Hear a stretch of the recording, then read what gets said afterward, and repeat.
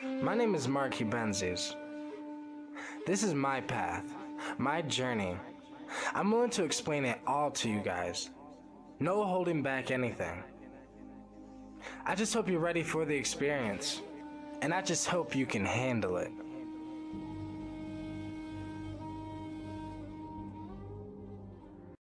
This is Theory Series. Now, Theory Series is a bunch of theories and ideas that I've come up with out of my noggin, and I just put them right here on Theory Series. This theory I've kind of put together from some of my psychedelic experiences and just observations in life and in general. In DMT space, there are many different light beings that you can meet, I guess, or that are there. This is just my, and like I said, this is just my personal experience. These are just my theories, my mind, my ideas. You know, they could be completely wrong, but they could be completely right.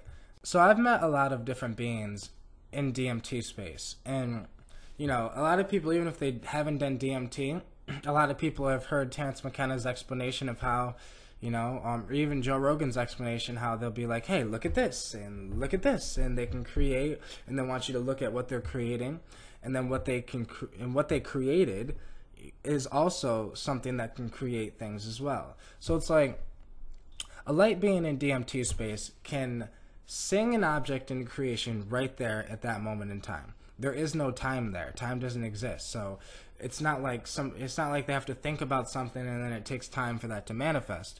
No, they think about it, it immediately manifests, and then what they manifested, what they created, also can create things on its own. You know, it's almost like consciously aware. What they create is consciously aware, and that creation can create other creations. A lot of people that have done DMT have experienced this or experienced similar things to this. I've had a lot of personal experience with this, but I've also seen a lot of other people talk about how they've had similar experiences with this, with meeting beings, and those beings create things, and the thing they created also seems to be able to create other things, like other geometrical patterns in machines, like 4-dimensional, 5-dimensional machines that also can create other things. Now, I think the same thing that happens there is the same thing that happens here, because we're not even taught to think like this. So I definitely think that if we're going to try to understand reality and understand what reality really is. And I know everyone says think outside the box, but even when you say think outside the box, you're thinking in the box, because you're still in the box, because who created the outside the box? It's almost like there's a box, and then there's another box around that, and then there's another box around that. You're outside of one box, but still in another. So I just like to, you know, think without limitations, basically. I don't want to limit my thoughts to be like, okay, that's not logically possible, so I'm not even going to bother thinking that. Or that's, you know, most people don't think about that, so why would I? I don't like to limit my thoughts. So I always think extremely universal and interdimensional. So this idea, you know, just comes from my experience with psychedelics and experience in life. What I think is that the creator created, when I say the creator, I mean the universal consciousness, the consciousness that created this third dimension we're in, fifth dimension, the fourth dimension, the eighth dimension, that universal consciousness that created all the dimensions and all the shapes and molecules and stardust and things like that. That's the universal consciousness, to me. That's what I call it. But I think that consciousness created the light dimension, which is probably the fourth or fifth or even eighth dimension, and then this third dimension that we're in, which is the physical realm, the 3D realm. Now, just like the light beings can create objects into creation, we can too right here. I've said that in a video before, that, you know, I think that the light beings are basically trying to show us that we can do everything they do there right here. Because, you know, the only difference is that it takes time. We have this thing here in the 3D called time, which, you know, it takes time. You can't just think something and then it automatically pops in front of you. It takes time for it to manifest. But I think that, but just like I described that, okay, so I think the creator creates the light beams, then the light beams create the 4D machinery that runs the light dimension, that runs the vortex, that runs all these things and helps them function, basically. I think the same thing is here on Earth. I think the Creator created stars and planets, okay, because I think the stars and the planets are a form of consciousness that we can't grasp because our minds just can't grasp the idea that that consciousness exists out of a human, you know, because there's some people that even say that animals are not conscious, and I think that's an obvious observation that animals are definitely conscious, but I also think that plants are conscious though. And you know, if you ask somebody, is a plant conscious, most people will say no, that plant is not conscious. I think plants are consciously aware in a different way than we are though.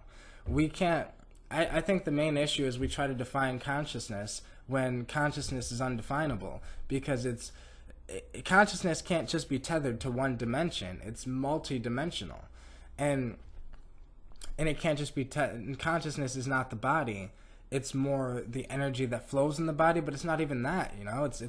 It's hard to describe consciousness in English or in words in general because you can't define consciousness. It can't be put into a box. But this is where I'm getting at though, is that I think Mother Earth is a consciousness that the Creator created. And then Mother Earth, so it's like, imagine the Creator being one of those light beings in DMT space. The light being creates an object. The Creator creates an object, planet Earth.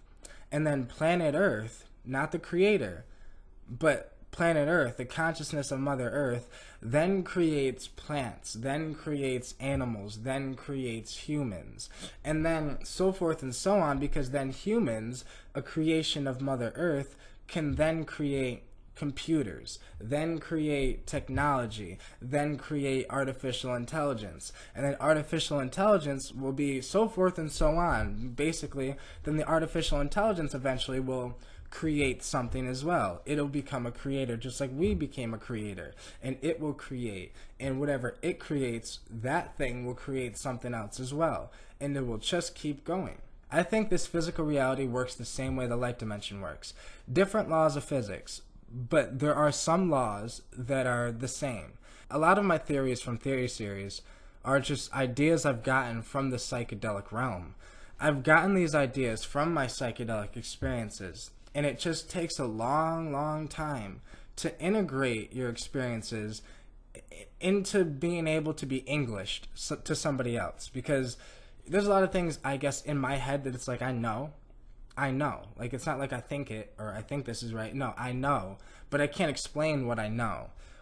For a few reasons. One of them is because, you know, people don't like it when you go against the church or go against, you know, science or things like that. And some of the ideas I have, yes, go against the church. Some of them go against science. Some of them go against reality in general. It just goes against everything we've been taught in life. But I think I'm somebody that definitely believes in you need to think for yourself. Don't let anyone else think for you. Do not let me think for you. Think for yourself. Analyze anyone's ideas, even mine. Don't just, you know, take my word for things just because I've experienced psychedelics and you know, I came up with this idea when I was on psychedelics or whatever. Like, that's just me though. This is my life and this is my belief. Because no matter what I believe, it doesn't matter because it's not true to you unless you believe it. And I would never want somebody just to believe what I said just because I said it. I would always want them to experience it themselves and then decide for themselves. I've never really heard anyone talk about this before, ever. I originally wasn't going to put this on Theory Series, but I was thinking, like, this is a theory that's mine. You know, it's my theory that I've just randomly thought about and was like, hey, here's this theory. And that's another thing that I like, and I guess I gotta try to, and I'm trying not to say my theory, because there is no me. It's not my theory. It's a theory from the consciousness of the universe that happened to just, for lack of a better word, channel through me, and now here I am talking about it. It's not about the person. It's not like I don't want people to be like, yeah, this is Mark's theory. No, I would just like people to think. I want people to think deeper than we usually think and think bigger. than we usually think. Because the smartest scientists in the world are trying to figure out why we're here, and I was just doing some research on quantum physics and all that, and now they're saying something about string theory isn't accurate, or of course it's not accurate, because it only defines one small thing of the really big picture that's going on. This is just a theory that I think about, and this is how I think the world is. This is what I think the world is. This is how I think reality works. It's not that I know 100%. It's that I wasn't told these things from a human being. I was in telekinetic connection with beings from other dimensions that kind of downloaded me with this information. So that's why, in my mind, it's true to me. I guess there is a universal truth, but it'll never be understood by all humans. Not all humans will agree. I mean, they will eventually. Eventually the truth comes out, and eventually the universe will, eventually the universe, Mother Earth, the consciousness, the whole, eventually will wake up. It's just bound to happen. But it will take time, because in this third dimension we do have a thing called time. Time doesn't exist anywhere else but here. But we're here, so time exists. So it takes time to manifest ideas and to manifest life and to create something, and that thing to create something. Because how long did it take Mother Earth to create plants? How long did it take Mother Earth to create animals? And how long did it take Mother Earth to create us? Mother Earth might not even be our mother. It might be Mother Mars. It might be Mother whatever, another planet across the entire galaxy and another galaxy across the universe. But I definitely think that a planet is what created us. And we can create things as well. And also we can spread out the consciousness, because we can give life to Mars. We can terraform Mars and give life to Mars. We can terraform any planet and basically give it life if we're consciously aware of it. So it's like, basically, we're the hands. We're the hands of the planet. We're the hands of Mother Nature herself. And we can spread Mother Nature's consciousness, or maybe wake up other planets' consciousnesses. Maybe Mars is a consciousness that's asleep, and when we go terraform it, maybe that's when it wakes up. But it's another theory, I guess, for another time. But thank you guys so much for watching, though. This is just a theory that I've had and I was thinking about, and I figured I'd make a video about it. But thank you guys so much for watching. Till next time, peace.